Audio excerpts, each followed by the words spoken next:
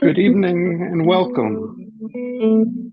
Welcome to the After Hours show with the Autonomous Collective.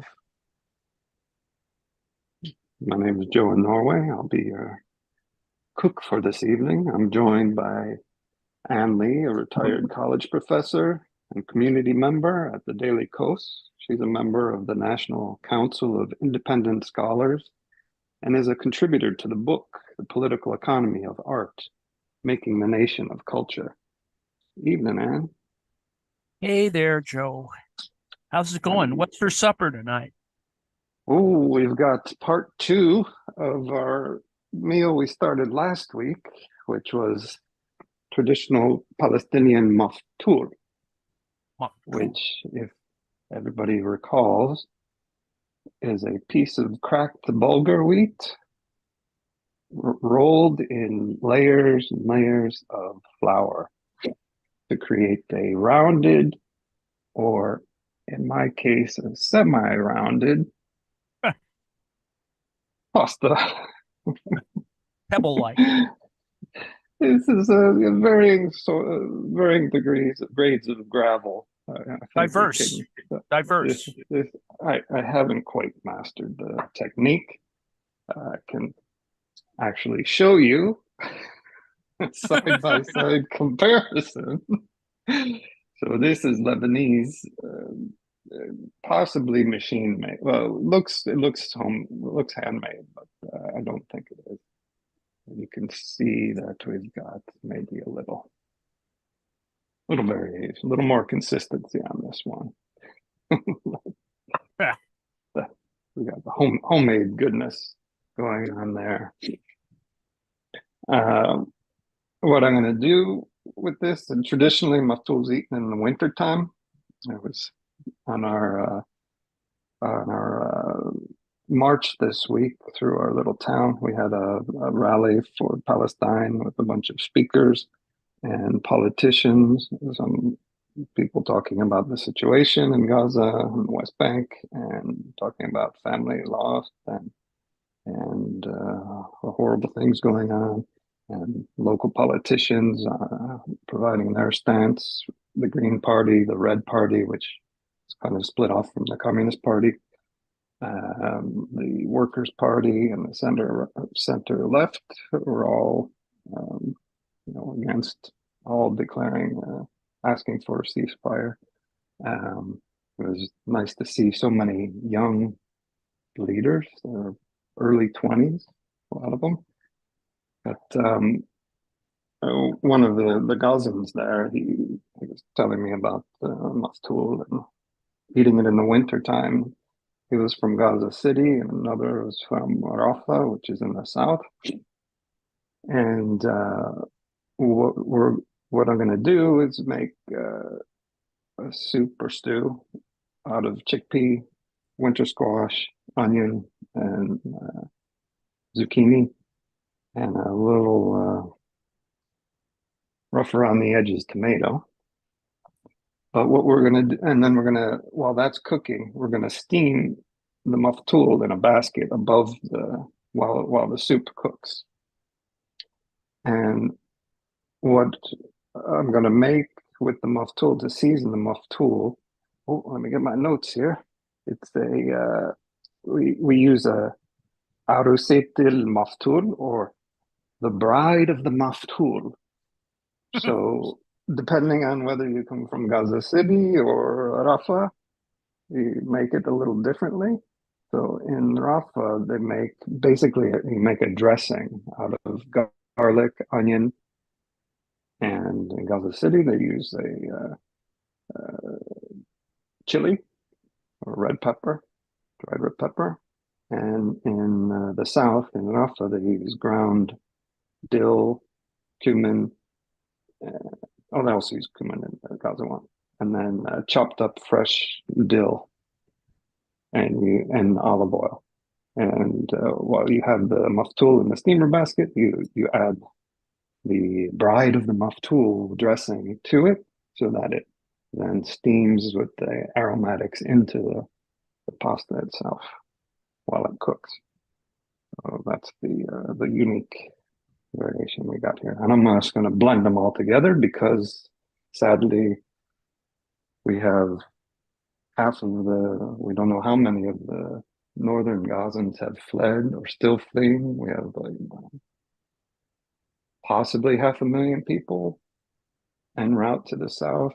And so we've got we have Gaza City in Rafah. So we've got a blending of the bride of Maftoul. She was under better conditions, but that's what we'll be doing here. And while I do a little prep, I thought maybe you could read for me an opinion piece by a former leader of the Norwegian Red Cross, the head of the Red Cross, on their views on the two-state solution, because there's been a lot of questioning about the so-called peace process lately. Okay, why don't I go ahead with that?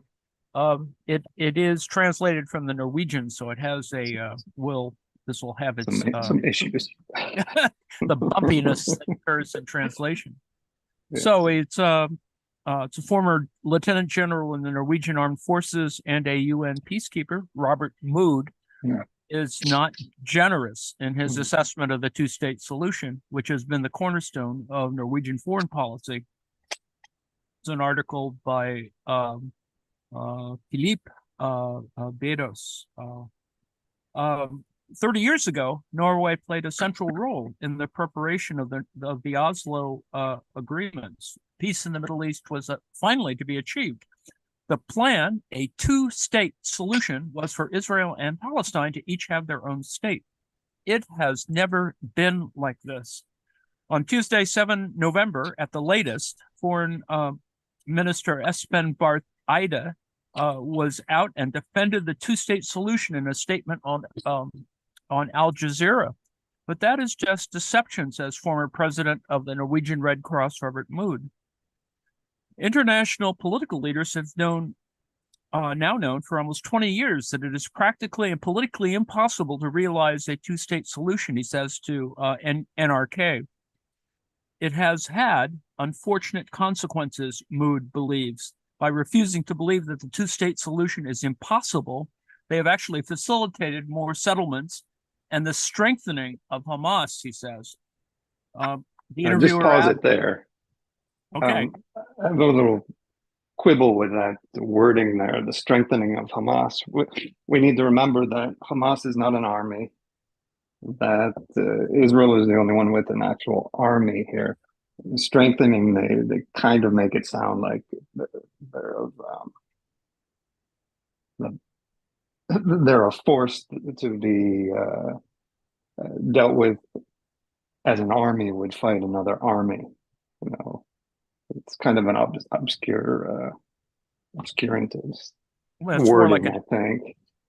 Yes, I mean it is a de facto government, but it's more like an insurgency. Yeah, it is technically an insurgency because a resistance movement, because the government the democratically elected government was never accepted by Israel or the United States. But yes, ultimately, it's a social movement. Right. It's it's not the only one in the world that is like that. There are many other countries that have such, insurgent governments, de facto governments. Shall I carry on here? Please do. The interviewer asks, what's the reason for that? The Norwegian politicians mislead and point to the two-state solution because they do not want to address the fundamental problem in the Middle East, that Palestinians and Israelis must have equal rights, says Mood. Mood has direct experience from several assignments in the Middle East. Among other things, he was chief of staff for the UN Organization for Monitoring Ceasefires, the UNTSO. He has seen with his own eyes what he believes to be an insurmountable obstacle in the way of two states.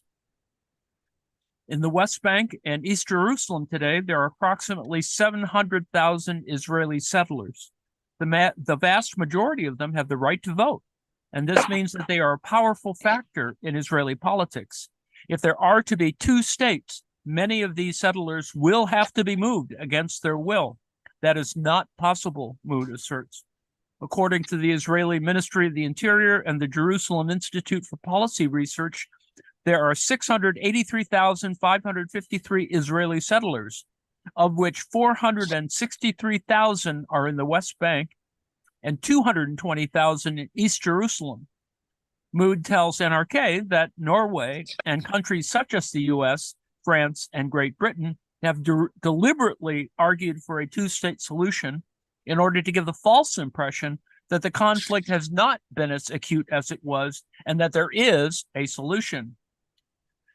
They must stop using the two-state solution as a smokescreen over the conflict, because by having it as a smokescreen, the tension only increases, says Mood. He believes that the solution must be based on equal rights, that the premise of the two-state solution, that there will be two states, is the wrong starting point for peace talks. What is needed is that all actors enter into this with the starting point that all people in the area should have equal rights. Then you can discuss how to achieve it. He believes one of the problems with the two-state solution was that it did not recognize the bias in the conflict, in that the two-state solution rests on that Palestinians should have fewer rights than Israelis. Now we must kill it. We have to think outside the box. Here, the US, France, Great Britain, and not the least Norway have an important role, says Mood. It's a longer article, but that's the gist of it. Well, I can link to the rest of it in the chat when we're finished here. But yeah, I mean, I find it hard to believe that any of the leaders believed in the beginning that it was ever viable, and not that the blueprint of Oslo was to completely push things down the road, because they were never going to give the Palestinians anything. That's true, but and in the intervening period, there have been various moves by various Israeli governments to allow more settlers to be moved in. So that all of Area C is under. There was three areas: Area A, B, and C. A being given over completely to Palestinian administration, where the PA has full control. B is a mixture, and then C was basically land that Palestinians had access to, like their farming lands, but Israel ultimately had complete military dominance of. Which leads me to my other the other thing I would like to bring up tonight. I was wondering, Kelly, could you throw that photo up? You bet. There's been a lot of, we have the atrocity and genocide going on in Gaza, but all the while there's still an occupation in the West Bank that has been ratcheting up in violence, regarding settlers being given extra arms and munitions after October 7th. November 7th? October 7th. How long has it been? October 7th. And basically, Palestinians within the apartheid wall several. It's not just one wall that goes around the West Bank, but encircles entire towns, villages in several walls, plus checkpoints, either randomly set up or permanent concrete structure. Since the attacks in the southern part of the state, the Palestinian movement has been restricted or entirely shut off. So the olive harvest is this month, and many people rely on that for their as their sole income. Some people upwards of 80 to 90% of their income, and the harvest is going to be lost because they can't get out to it. And in some cases, like this, the poor woman's, the settlers are burning or chopping down their olive groves.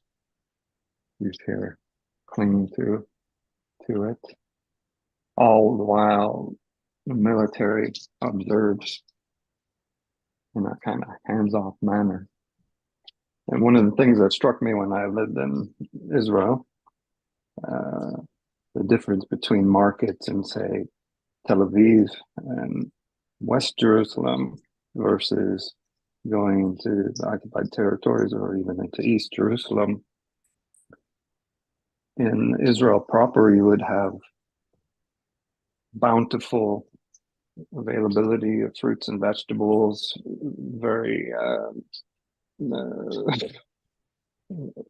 full of water and very ripe, and Palestinians who would come, a lot would come to. I remember several times being at the Damascus gate, and women would bring the vegetables that they're harvesting, and the amounts is very subsistence level growing that they're doing, and a lot of the vegetables aren't as fresh or obviously there's a level of difference in standard that Israelis have available to them versus what Palestinians have access to. It's quite apparent because of this restriction of land use, and it's glaringly obvious when you live in that land, and it's shocking. This tomato poor little tomato here reminded me of that kind of situation. But thanks, Kelly. Appreciate that.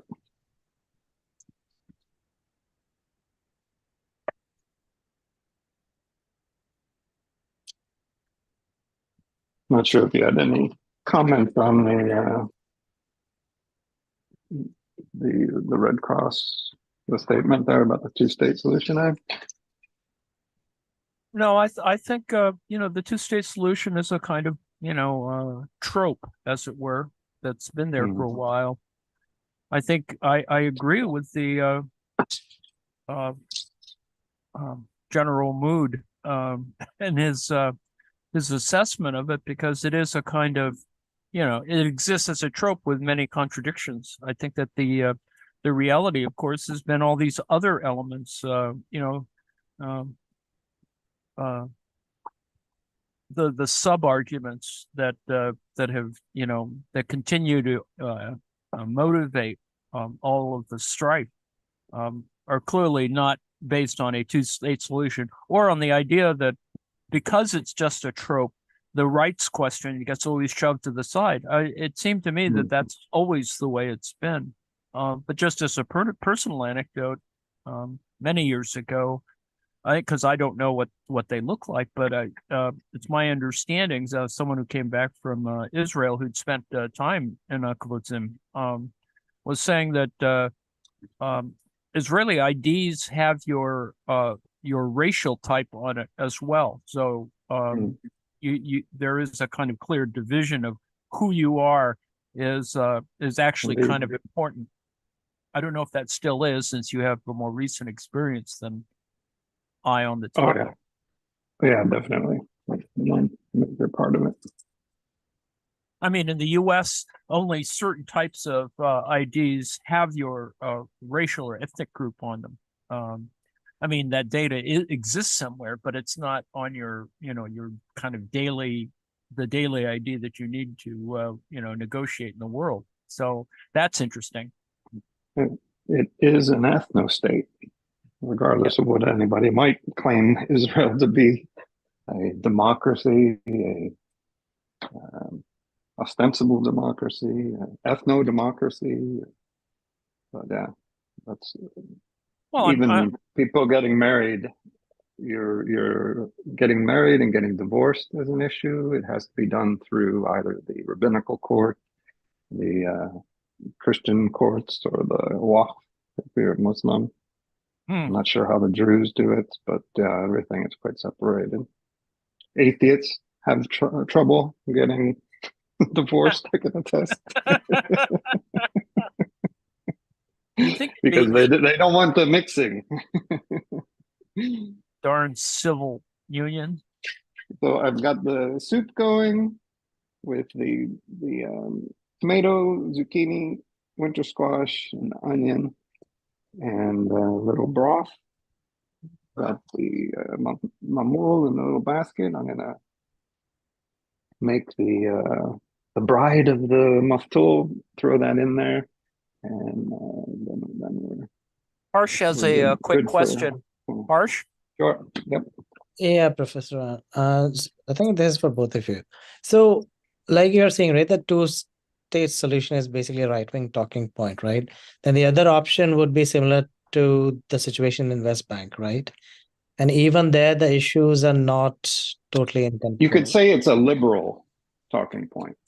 It's what the liberal West wants to believe in, and the Israelis have been able to, you could say, hoodwink, or I believe that they're all aware because the Oslo Accords were quite clear what was going to come out of those.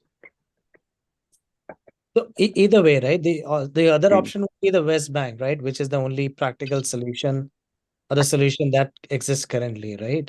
And that doesn't look feasible as well, or is that feasible? Could you repeat that? What about the West Bank? No, so the other solution, right? If it's not two-state solution, right? Then the other solution would be like West Bank kind of scenario, right? No, the two-state solution would be Israel within the 1948 boundaries, basically pre-1967. And then the Palestinian state would be the West Bank and Gaza and Golan Heights. No, but the ruling authority would be separate though, right? It's assumed. But how much autonomy the Palestinians would be given would be questionable because right, but those would be like official Israeli security concerns, as they're called. Right. Now, but that would be the official ethno-state, right? Like Israel would be for Jews. Yeah, but Palestine for Palestinians of Christian, all Arab, Druze, what have you. But so just an example, I was reading like Gandhi was against that back in the day. He wanted a united, basically, area. Yeah. So like, but the only solution, like only existing example for that would be West Bank right now, right? Where Palestinians and Israelis both sort of coexist, kind of. I guess you could call it coexistence. It's an apartheid situation. Correct. So even that's my question. It's because that's sort of practical example, but even that's not stable because of all the settler issues, right? So let's say if the two-state solution is a ruse and West Bank is also not possible, then how do you, or what kind of solution? I think one of the I assume it's very confusing for people to try to get a grasp of the situation. The easiest way I've found to explain it is that since 1967, there is one state in historic Palestine dominated by the Zionist ethno-state of Israel, right? And Oh, The only question, hang on, it has an before- occupation. It has an occupation in the West Bank and Gaza and the Golan Heights. So when you say it's dominated by Zionists, it means that the government is theirs, or Israel has exclusive control of the land, sea, and air. Mhm. So in the Knesset, there are Arab parties, but they do not. There is no specific representation for Gaza, for example, right? Yeah. So Palestinians in the West Bank and Gaza have no citizenship. They have no rights in Israel, even in the West Bank. They don't have any rights. They're not recognized. I see. Even though the settlers within the West Bank and previously Gaza had full Israeli citizenship and voting rights. And in addition, on top of that, they get housing incentives for loans but- and things like that. Okay, now I see your point. Now that you're saying that they don't have any citizenship, right? That's an issue. The moment they are granted citizenship and they are part of the, let's say, democracy, right? So-called democracy, then Yeah. obviously their needs would be met. Okay, that makes Yeah. sense.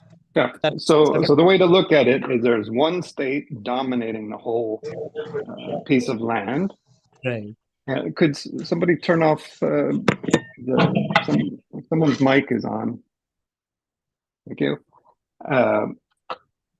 And Israel is occupying parts of Palestine, and it needs to end that occupation immediately and go into negotiations with the Palestinians to move forward on what they want to do there. One state, two state, one ethno-state and a free part of Palestine, or one unified binational state that has equal rights for everybody. The main reason Israel is against it is Zionism, and they fear what they call the demographic problem. Basically, the Arabs are having more babies than Israelis. So it was one of the main reasons for ethnically cleansing the Palestinians in the Nakba, in the foundation of the state of Israel. They needed to have a majority Jewish in Israel proper. Otherwise, the policies would not be accepted.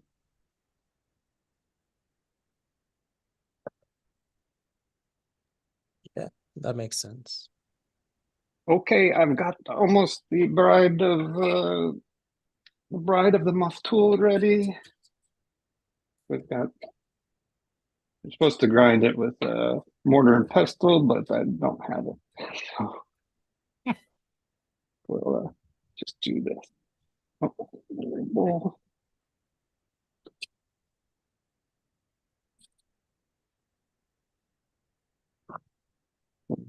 chili pepper. I chopped up some dill and salt. Let's see. I think I left my MSG at home in the city, sadly.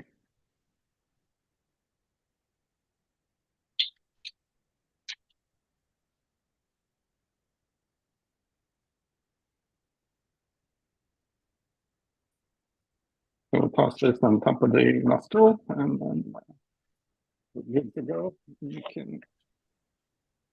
I don't think I showed anybody our luxury pressure cooker we got at the farm here. This is a handy one. A little bit of a beast.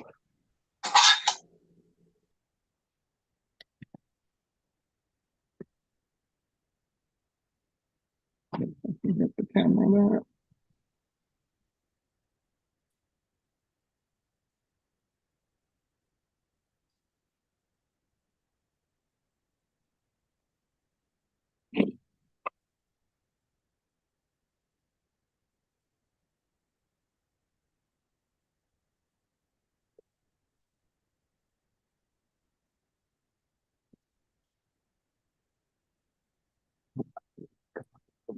All right, that's good. So we got the maftoul, the steaming going. Vegetables should be done in about 15 minutes. Good to go, and it's all yours. All mine. Let me see if I can share the screen for the moment. I have a more detailed version of this that Kelly is going to put up in a bit, but let me begin by talking about. Usually, what I talk about is Ukraine. It isn't really that different. Some of the issues resemble, and that's I think the confusion or the conflict that's going on relative to the U.S.'s role in all of this. Is the idea of another war going on. I would hate to say that the proportion is different, but it is that people, many more people have died and in the Ukraine conflict, and it is the hope, of course, relative to Palestine, Israel, that an actual ceasefire would occur, which is the current kind of conflict, and the U.S. seems to be losing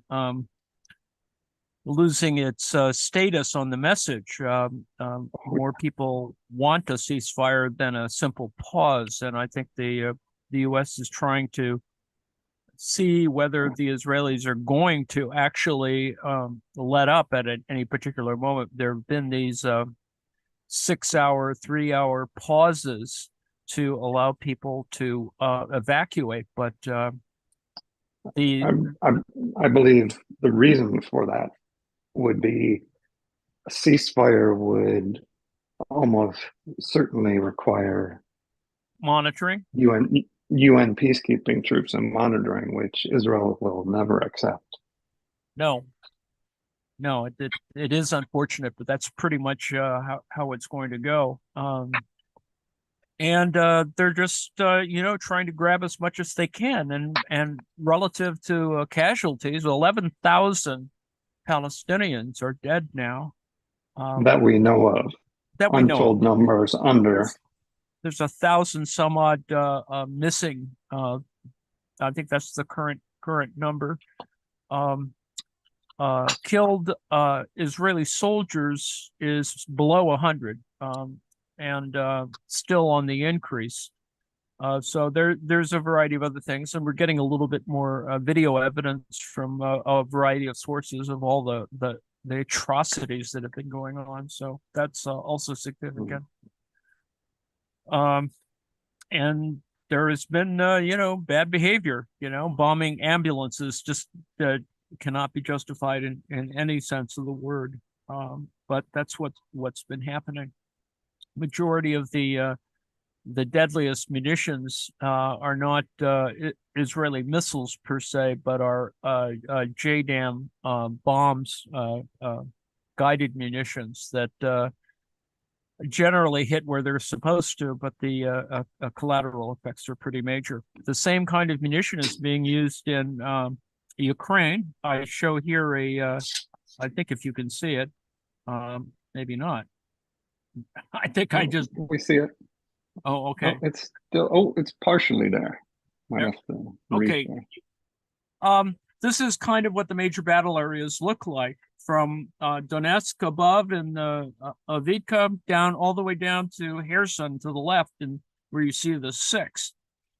And this entire front has military action, but for the most part, it's where these numbers appear.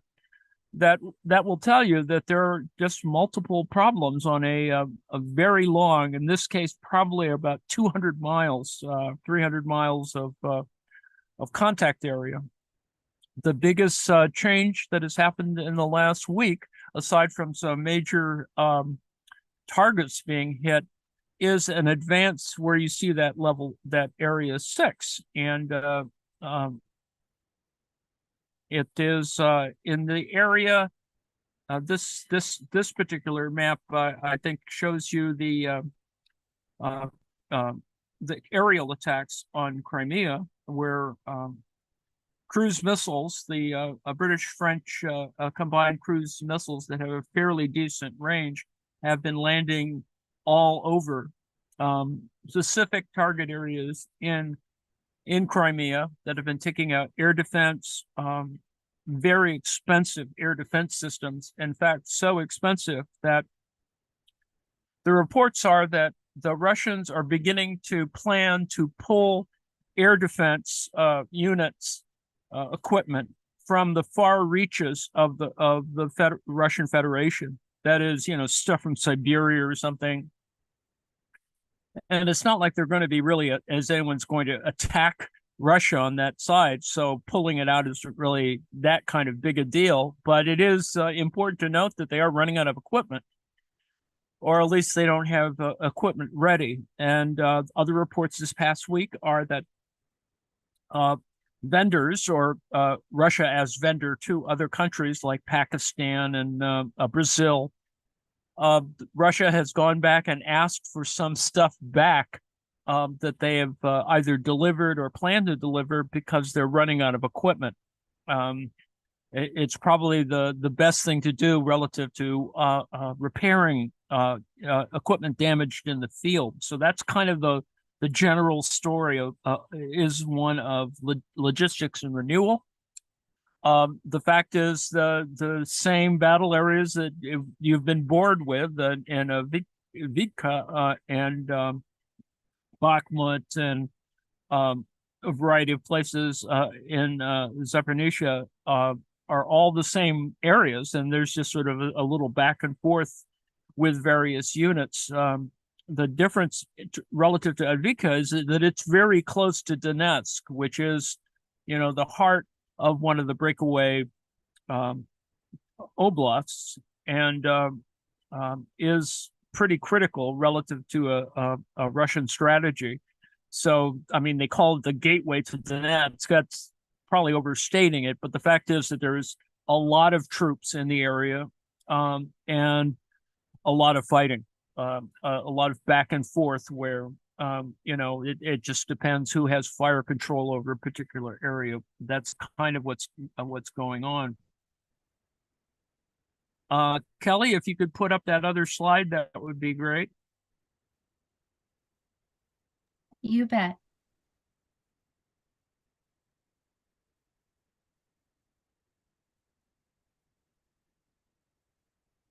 Were you able to do that?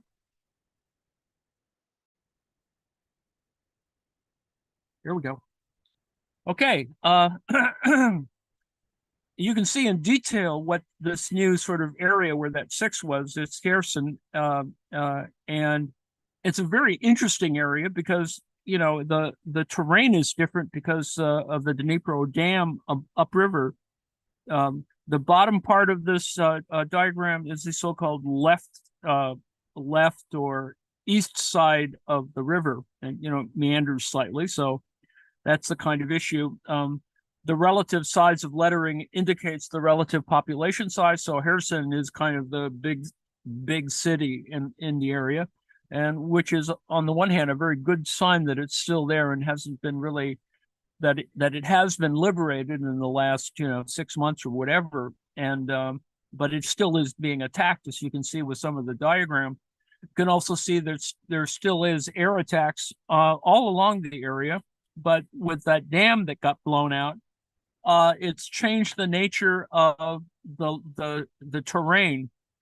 There's various reporting about how this little piece of waterway is being bridged, and it's the current state of warfare in this sector is with relatively small combat groups, Ukrainian combat groups. They have something like 300 to 500 troops on the eastern side.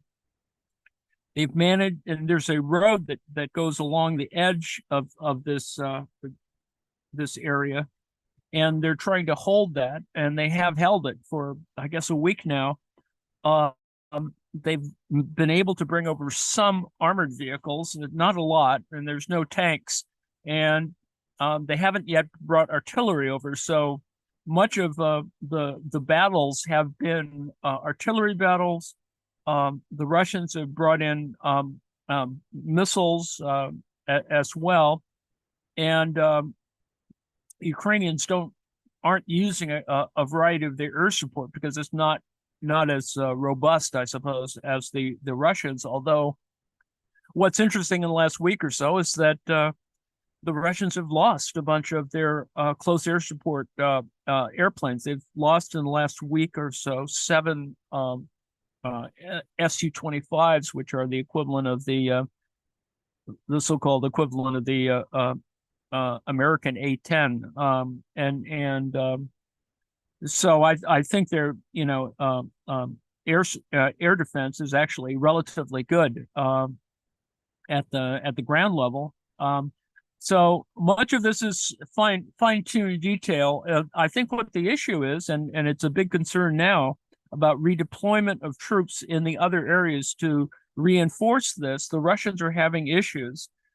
It probably is because this was relatively lightly defended. Not that if it really lightly defended, the Ukrainians would have swept them aside. But the fact is, there are troops there, but they seem not able to drive the Ukrainians back across the river. And so there's a little bit of a foothold that's being built here.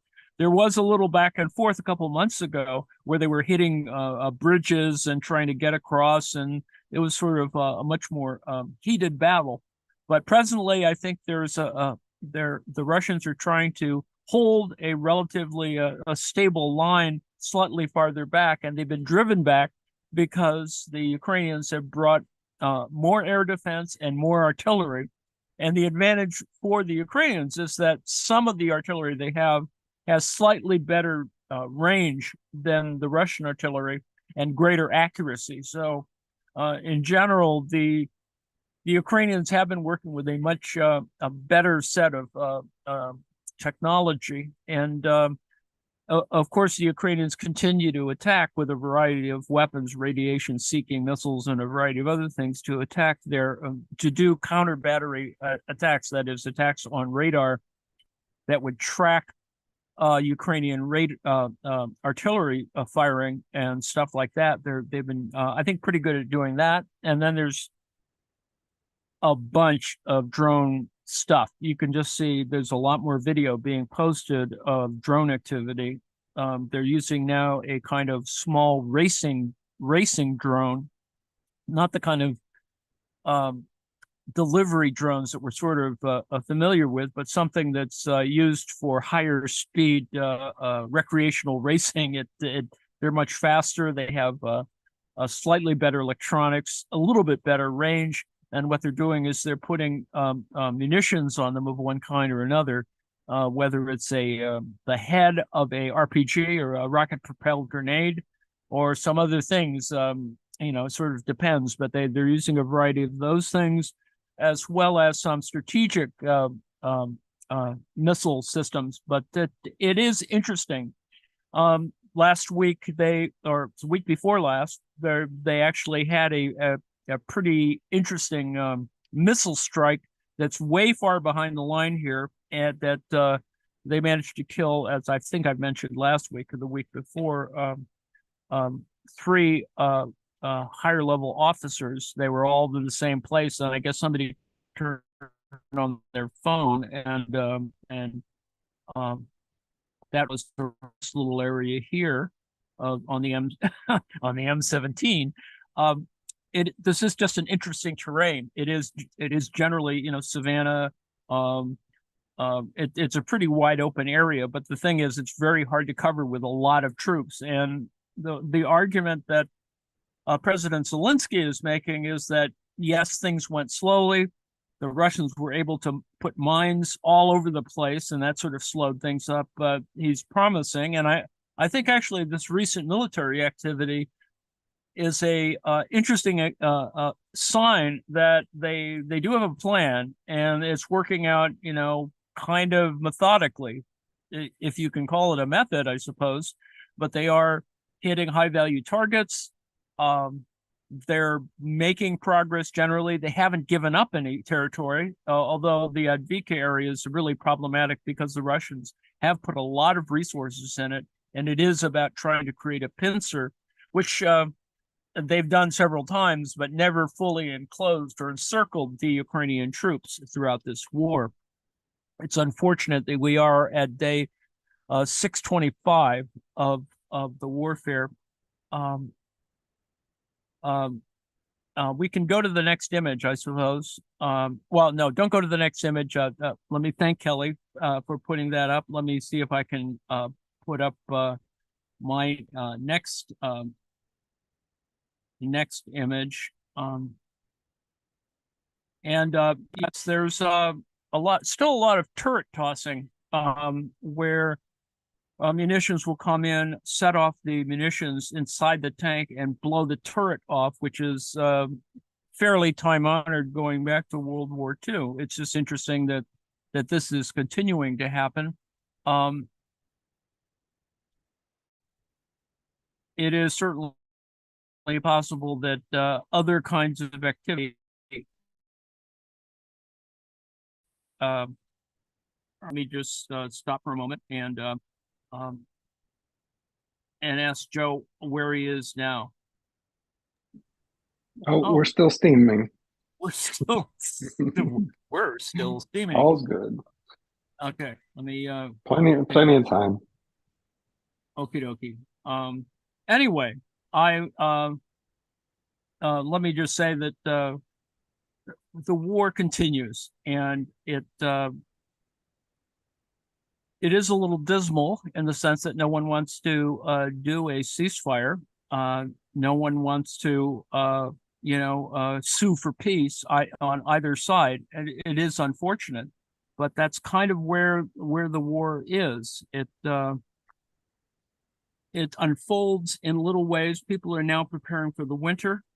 There was a release of information that there was a successful Russian cyber attack last year on the Ukrainian electrical grid, and did bring down the grid for a couple of days. And that's I presume that's a concern, because they haven't released that information until last week, which is sort of an interesting state of what the current set of dangers or threats are. In other matters, supplies still are coming in. The Ukrainians are being trained, and I would assert they've actually been training earlier in places like Arizona and Romania for F-16s. Reports on the ground are that, they're up there doing a lot of practicing. And the Romanian case, they have been there for a while. They haven't said how long, but they actually have been there working on this. So that's another element. Needless to say, on a daily basis, there are attacks all along the line in a variety of areas and at variety of intensities. Let's see what the next image is. As I say, I do a regular thing in Daily Kos, and I'm reviewing some of the different reports that I do every day at around midnight, and I supplement it. And the nice thing is that commenters bring in a lot of fairly reliable reports, video reports done on YouTube or other platforms that are very, very current, that talk about the current battle situation, certain tactical solutions that occurred with fair detail. That is, they've been monitoring the platform, for example, the Telegram platform to see what is going on in the area. You can see in this particular image that this little green area is, the area that got swept through by the flood and from the downed dam. But there still are crossing issues. They're apparently at the present moment, I think it came in about last night or something, they've got at least one pontoon bridge across there. I don't know whether the Russians have tried to attack it, but bridging the river has been very important. But it's still a logistical problem relative to trying to get railway traffic across the river, which is sort of ended relative to bridges getting blown up. So multiple bridges were blown up, and all during the war. And pontoon bridges or barges have been put in, but they're not as consistent. And of course, there are attacks, occasional attacks. So that's kind of the state of that side of the battle. the more recent things that were interesting is we have now more visual evidence that certain types of ships, I don't think you would call them a capital ship, but because the Black Sea is relatively shallow, you have these smaller cutter or corvette ships, smaller than destroyers in that particular sense. There, a couple have gotten hit. There was one sitting in a dry dock near the Kirsch Bridge that got hit, and I've mentioned this before, perhaps. The thing is, we have a lot more visual imagery of the particular attack. So these squares here will indicate the major pieces of architecture from that image when this one ship, the Oskold, was intact. And this is what happens after a couple of cruise missiles hit it. And the disinformation, of course, claim that nothing got hit, that it's perfectly fine. Well, it's not so perfectly fine if you can see this particular image and the corresponding areas from the original. So it's in the Oskold is not going to be back. It was built in 2021 and really hasn't been in operation very long. So that's kind of one of the other issues. Also, as a side issue, the apparently, and this gives you an insight in how the Russian army operates, and that is that a lot of maps they use old maps and sort of adjust whatever's been going on in terms of reporting to the bosses what's actually happening. And so they try to fulfill what the old map indicates without revealing that it's not really quite like that, and in fact it may be quite different. So this is that problem of a kind of authenticity or reliability of reporting from the field to the top brass, which is sort of symptomatic of the problems of the Russian army leadership structure. This is a similar image of that same area at Kherson. You can see the array of military groups about brigade size is each of these each of these colored squares, and you can see the multiple crossings that they're all working on. The advantage is that there is a broad contact line, so that you can't. It's really hard to focus kinds of armament on these things because there is so much area to cover. Fortunately, a lot of people are making maps, and so you get a variety of maps, whether it's the Institute for the Study of War maps, and then people start adding details to it or overlaying it with the satellite maps. So that's kind of what that looks like. This is an earlier version of the map that Kelly just showed us with the where the particular focus areas are. Apparently, there have been a Krinky for a week has been attacked in a variety of ways. It's a very small. It's about 1,500, 400 people are in this one little village, and essentially the war is the kind of the taking of these small, relatively small villages and moving further forward. Sort of it's one of the few ways in which you could measure the control of a particular area. What's problematic, of course, is that people get driven back by artillery strikes from both sides, and it's a lot of trouble. And as we've seen, there's a fair amount of depth in casualties.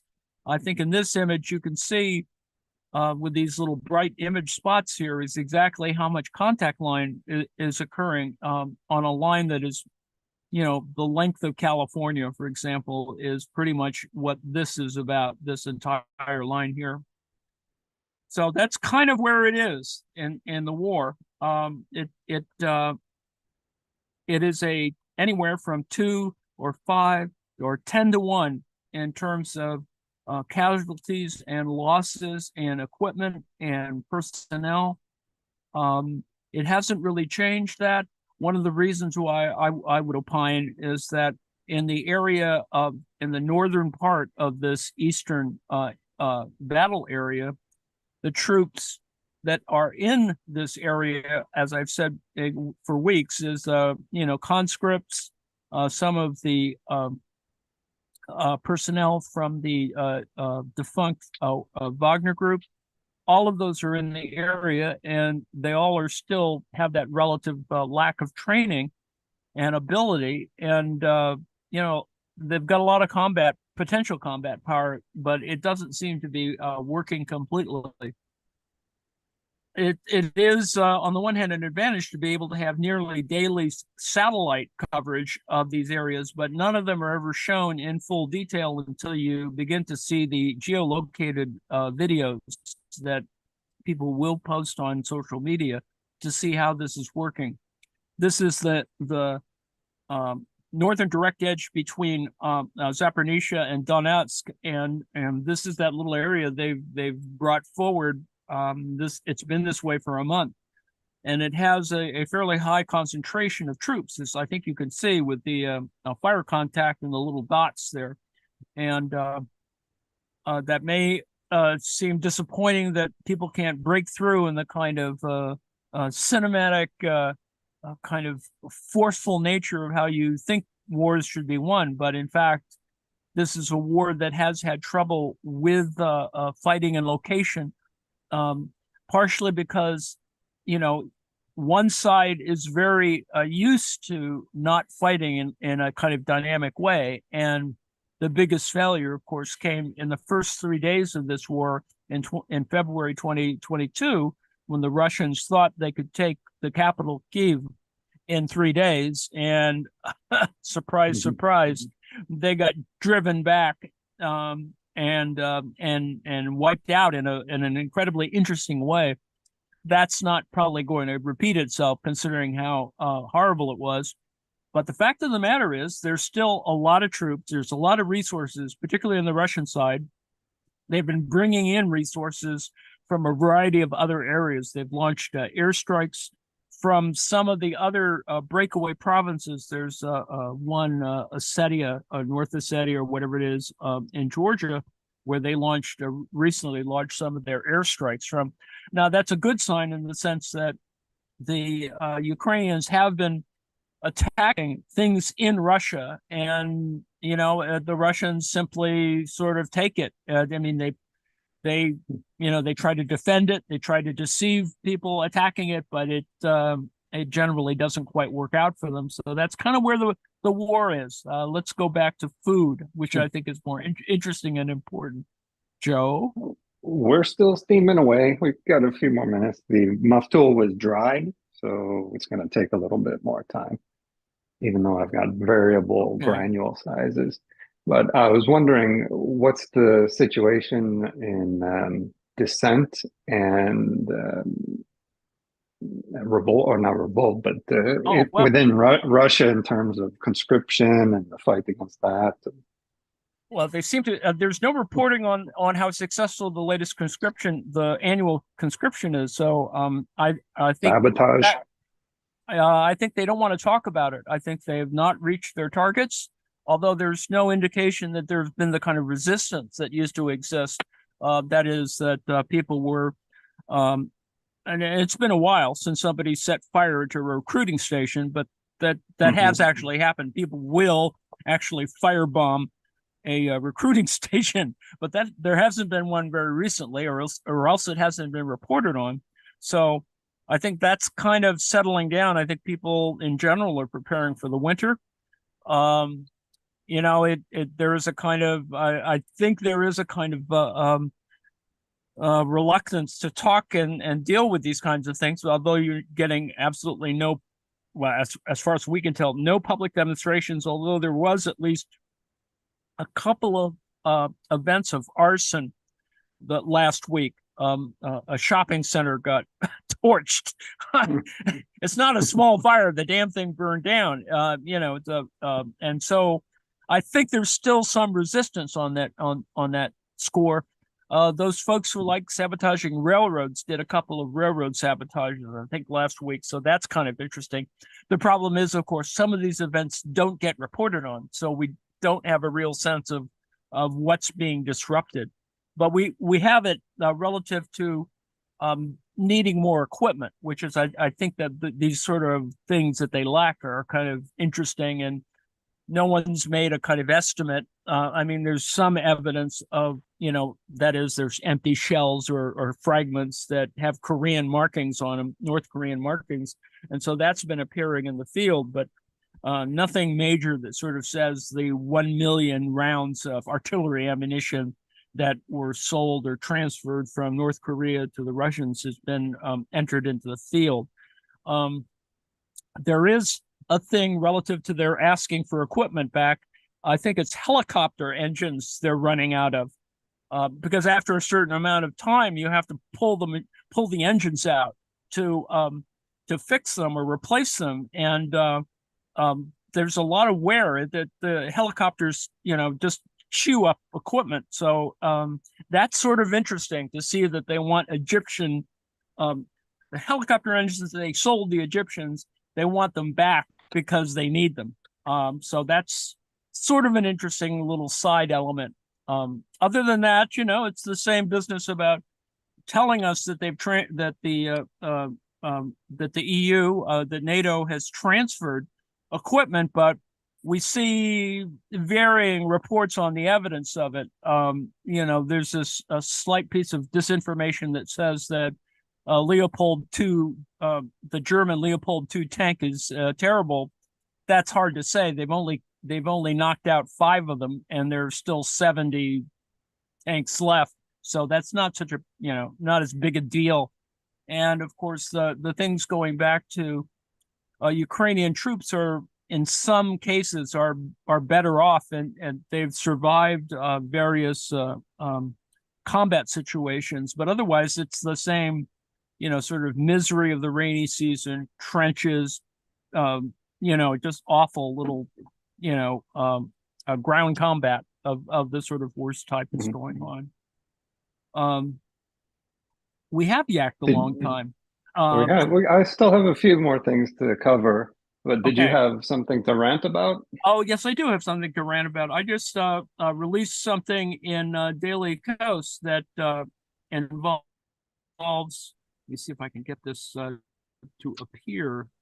Nope. Damn it. If Kelly, if you could just get that image up there, I'll begin talking about it.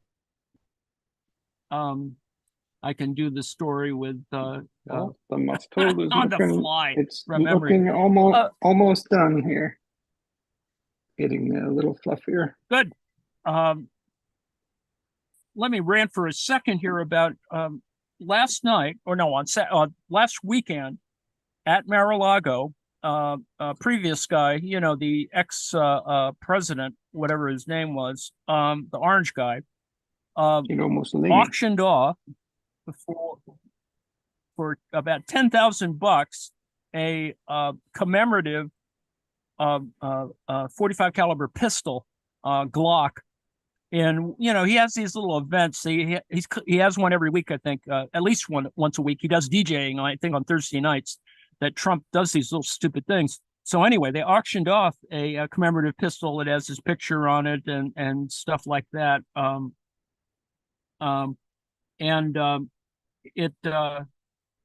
anyway, it's a 45 caliber pistol. It's amusing that he would try to auction it off because he needs the cash in some ways, whether it's pocket money or some other deal.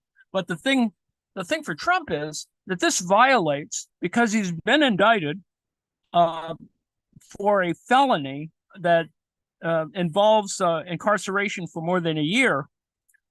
He can't do that under the ATF, the Bureau of Alcohol, Tobacco, and Firearms and Explosives rules. He's violating the terms of his bail, and so this is the second instance of his doing that. This is a picture of the image, I think, of this is the image of the one that didn't. This is not the one that got auctioned. But the next step is, of course, that a month ago, he stopped off, and this is deliberate, I believe, in a gun store, and it's a member of Congress who actually, I think, owns the damn gun store in South Carolina, South Carolina, and it's the same gun store where somebody bought an an AR-15 to shoot a bunch of people in a mass shooting in Florida.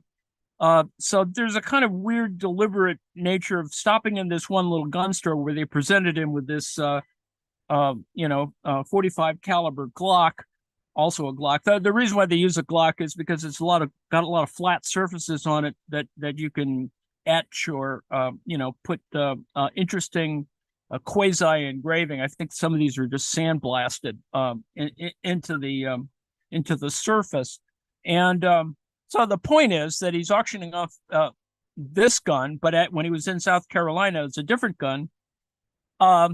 He made the statement that I want to buy a gun. And so the fact that he even declared that he wanted to buy a gun may have even been illegal. But the fact is, I think they managed to transfer a gun to him.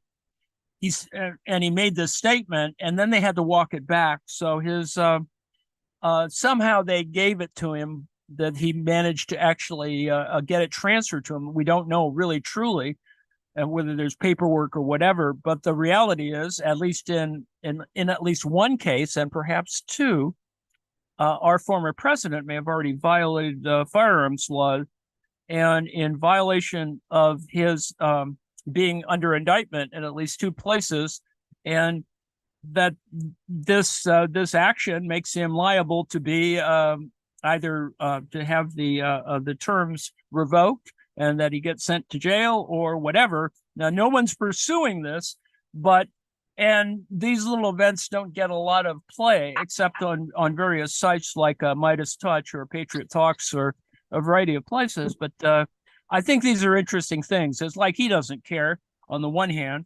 On the other hand, has he been in communication with Sam Bankman-Fried or something? They seem to have the same kind of attitude. Oh yeah, there's they just cavalier.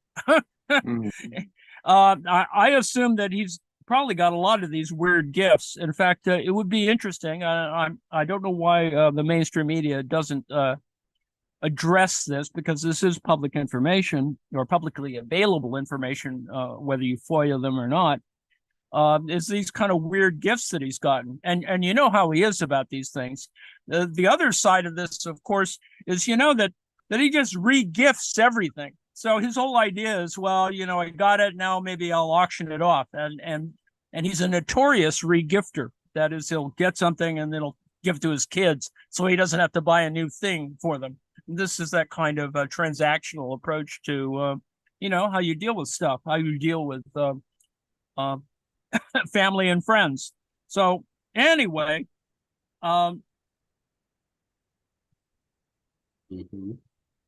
we have another thing coming up. That's kind of all I wanted to say in ranting about. He's just a scofflaw, our Trump, and he the disinformation keeps rolling out there.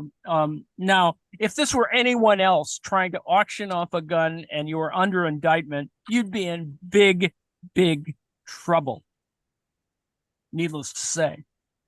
But this guy, Teflon. Yes.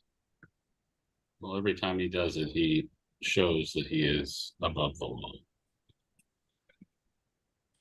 Indeed. The Teflon tangerine. Teflon Don.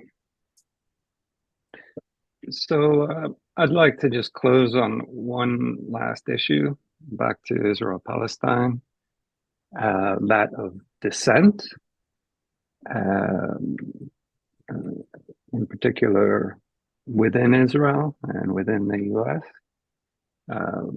This is Standing Together. It's a group of activists, of Jewish Israelis, and Palestinian Israelis, or Israeli Arabs, as they're sometimes called, or often called. They're Israelis of Palestinian descent. So they make up 20% of the internal population of Israel proper. That's within 48 boundaries. And this group is trying to work together for equal rights. And this is one of their latest messages out. I'll just skip over the perfunctory paragraph of needing to have hope and all that crap. Over the crap. Oh, lost it. Oh no, where'd it go? Wait, just a moment. I lost my. While you're hunting for it, we will tease the at the bottom of the hour. Twilight Zone is coming, so hang in there, folks. Thank you, Aaron. So over the past week, we held 3 emergency Jewish-Arab solidarity conventions, one in Tel Aviv, Jaffa, one in Haifa, and one in Bak al-Gabriya. In Tel Aviv, Jaffa, we had over 300 attendees come after only a few days' notice of the event. In Haifa, over 600, and Bak al-Gabriya, over 300.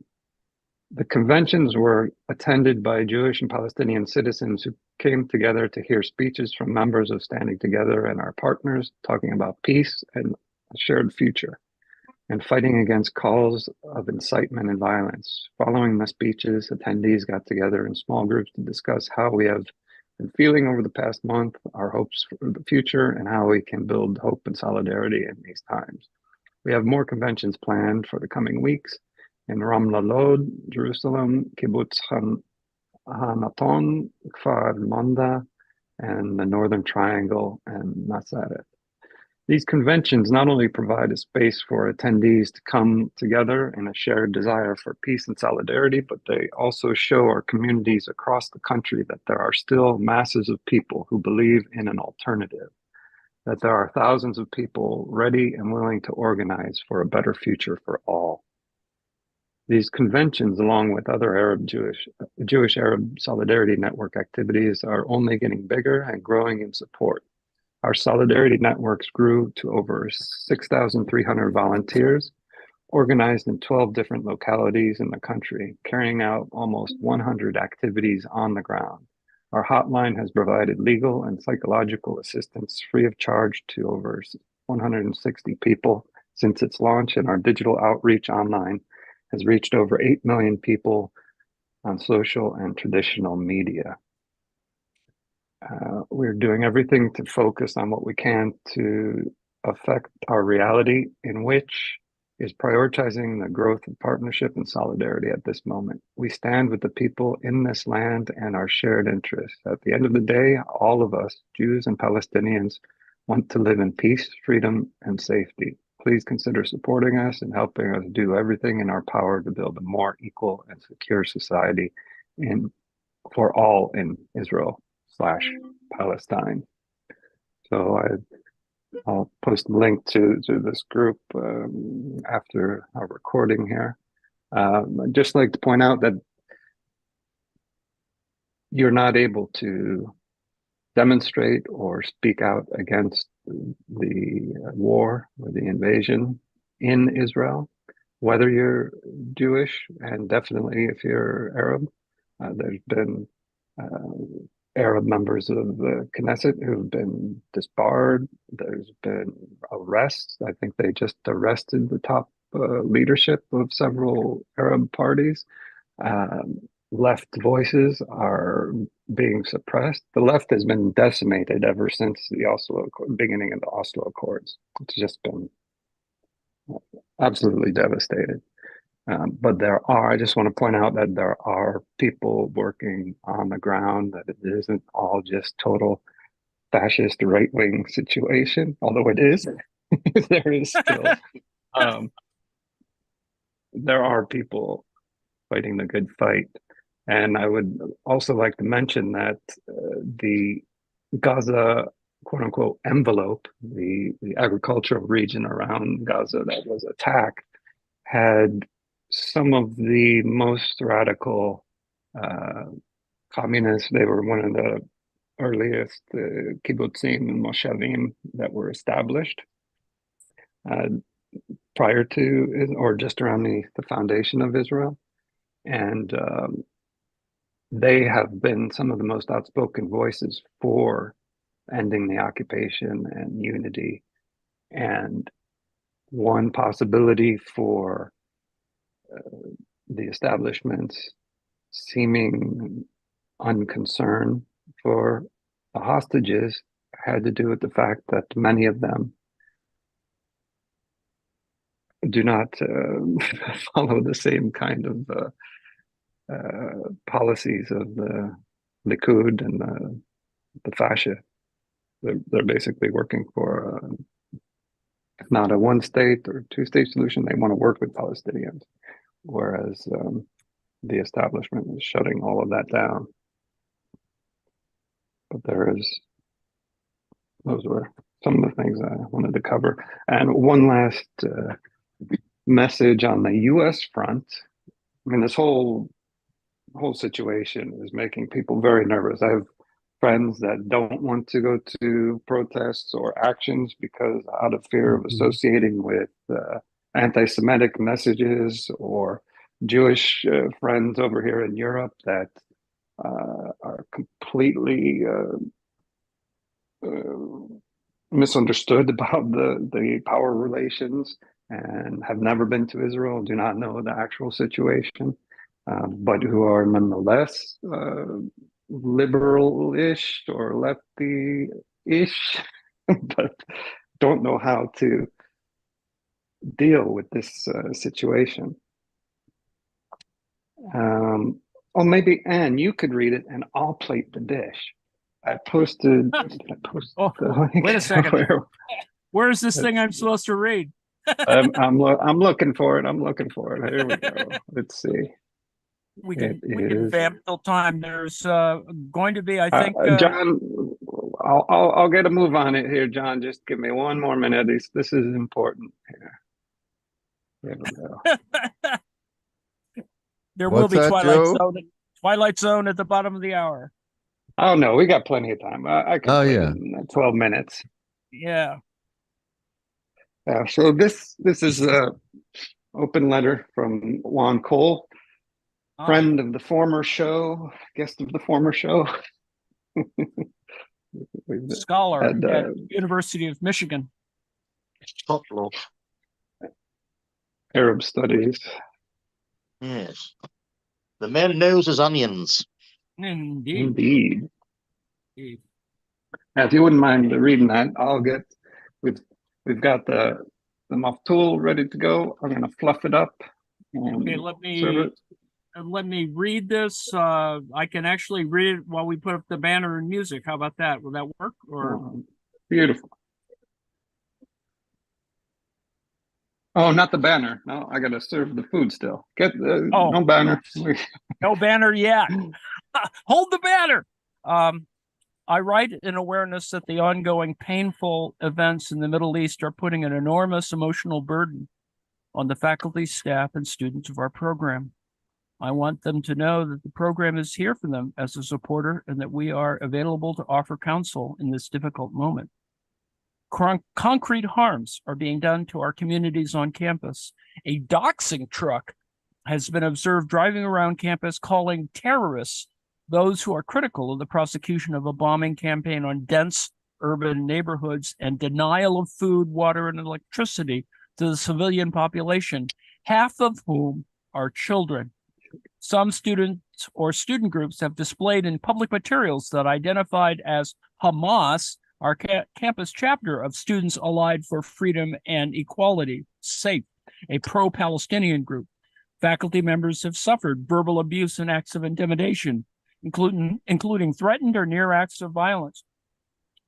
The long history of anti-Arab bigotry in American culture, the equation, of Palestinians with violence and the hateful tide of Islamophobia have been revived as tropes by those dedicated to hate speech and to marginalizing and silencing Arab and Muslim American voices.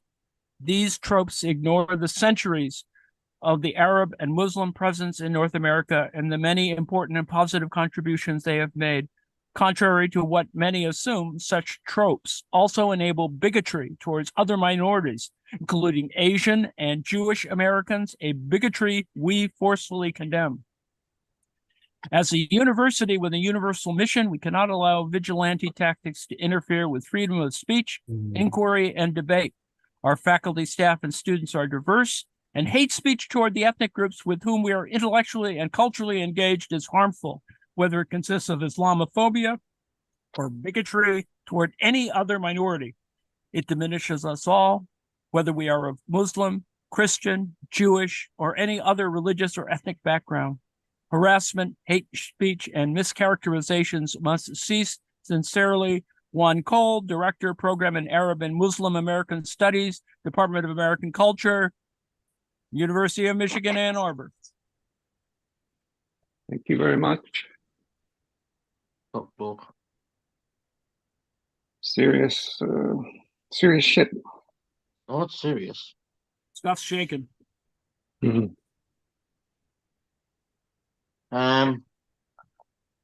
Joe, There are we a lot about of people- set? Yes. Oh, It's we've good. got Yum. yes, Lane. Just a lot of people in Britain sort of hoping this triggers a sort of civil war because of the cenotaph. Yes. Tomorrow is officially the Armistice Day. They always follow on this following Sunday is when they, not the word commemorate. It's not celebrate. 11th hour, 11th day, 11th the month. 11th month. Yeah. So tomorrow at 12, so they're not even interfering with that time. There's a protest in Hyde Park, well, starting in Hyde Park. And what Suella Braverman has done, she may be facing the sack finally. She is one of the most racist people I've ever known in politics. She's she's quite an evil character. She makes Priti Patel look like Gandhi.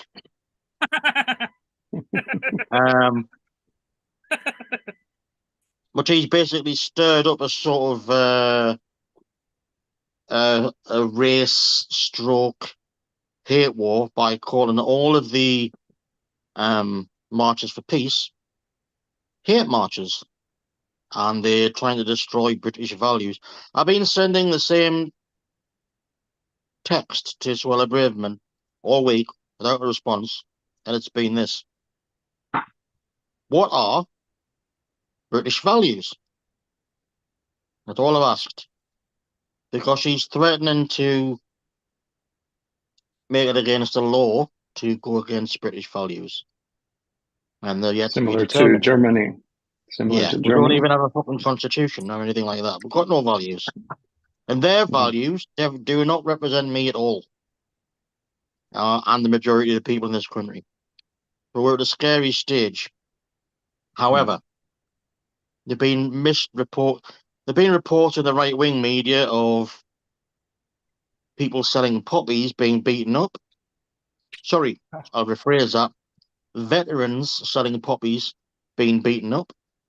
The one reported case was not at all beaten up, just chose to leave the area, and is not a veteran. But what it's done is it's made everybody who has been waiting for a fight give them an excuse to fight. So this weekend in Britain, the tension is very, very high. And the media are finally going, what the fuck have we done? Feeding the thugs. Yes. Thankfully, and this is how bad she is, the Met Police have told her to calm down.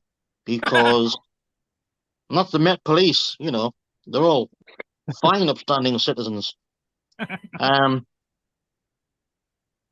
She basically brought out a call to arms for the right-wing nutters in this country, saying that This march, they were going to destroy the cenotaph, and they were going to disfigure, like just graffiti it and all that shit. So now what is usually, in fact, a very peaceful, somber day anyway, has been turned into a tense, angry moment, needlessly by a politician trying to save her own skin. Hmm. To the extent we had a rabbi today sort of say Hitler wasn't really that bad. Yeah. It's gone insane.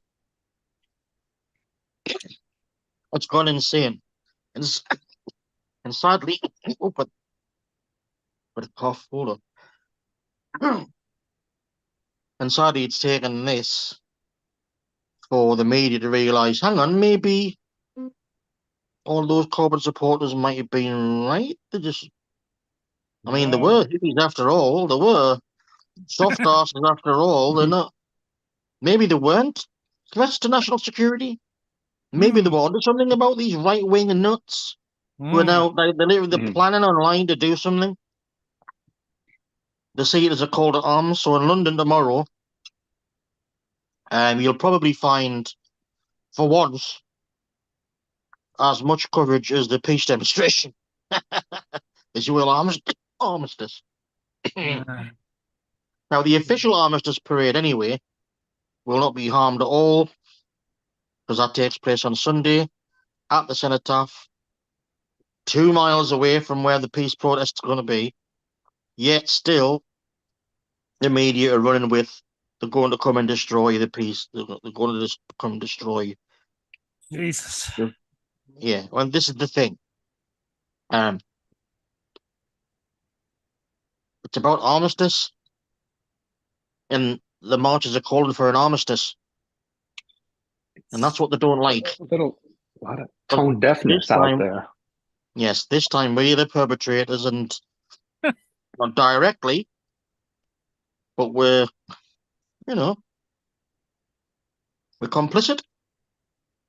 Luckily, however, today a group of people stopped a British aerospace facility from functioning by standing outside and turning the trucks away. So trucks couldn't come in. That's a little start. Indeed. There were attempts to shut down the Oakland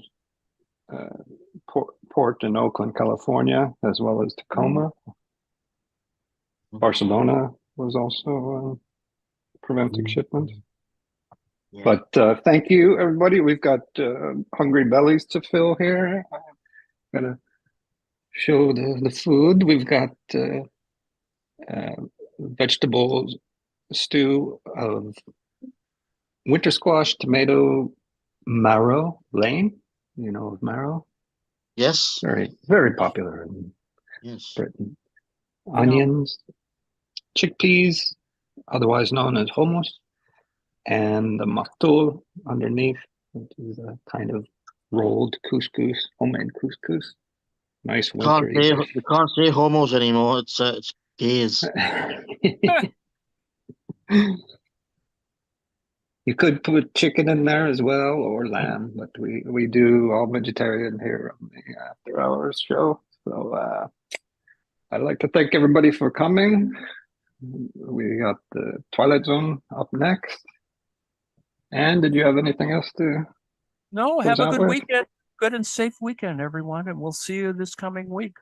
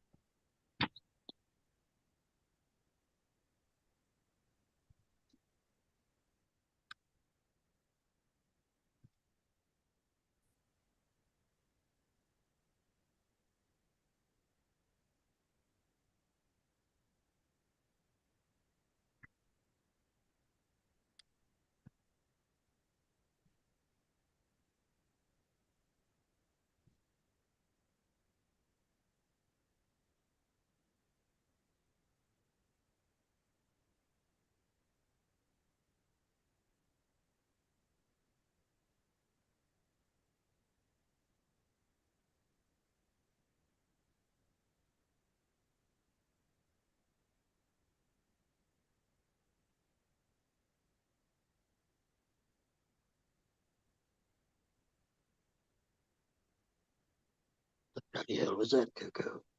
Are we clear? I don't know No, what the bloody hell's going on, John. I have been trying to kill the stream, but I lost my other connection. So, Anne, if you could kill the YouTube stream and Zoom, and There's nothing also harder the than Zoom.